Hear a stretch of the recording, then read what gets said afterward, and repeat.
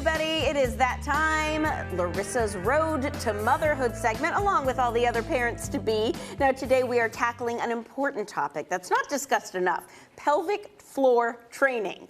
Okay, so joining us now is Erica Young, who helps pregnant and postpartum women resolve pelvic floor issues after experiencing her own. Erica, explain why the pelvic floor is so vital and how it works. Sure. So I brought my model pelvis here, and if you can picture a bowl of muscles here in the bottom of the pelvis, and they have a really important job, because if you look this way, there's nothing else holding up all your organs. Those muscles literally have to contain everything in your abdomen. And so they tend to get overworked, they tend to get tight, especially during pregnancy. They have a lot of hard work to do, but those pelvic floor muscles, they stabilize the spine, they keep our hips nice and happy so we can move.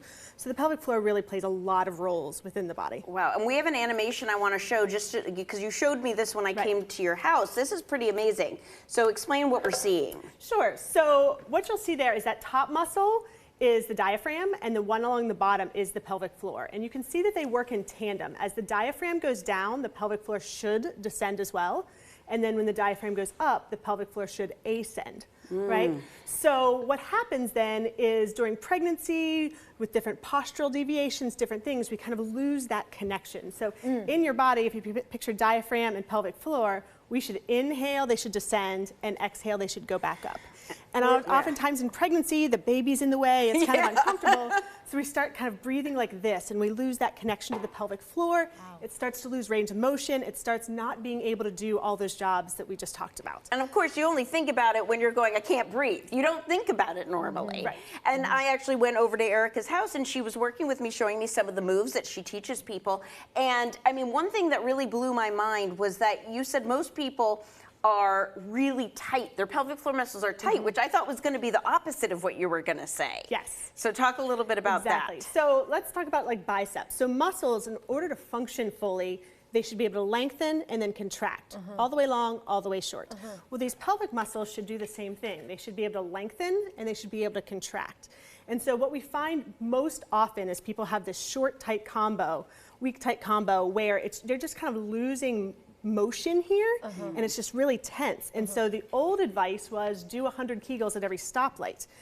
I don't usually recommend that. There are some cases where that's appropriate, but for the most part, people are stuck here, and they need to learn to lengthen versus to be here and do 100 little pumps right here. This would be the equivalent of a Kegel. So both in pregnancy and with all my clients, we really learn to also lengthen the pelvic floor. In our world, we call it down training, where we're learning to relax and let the pelvic floor go rather than gripping it all day long.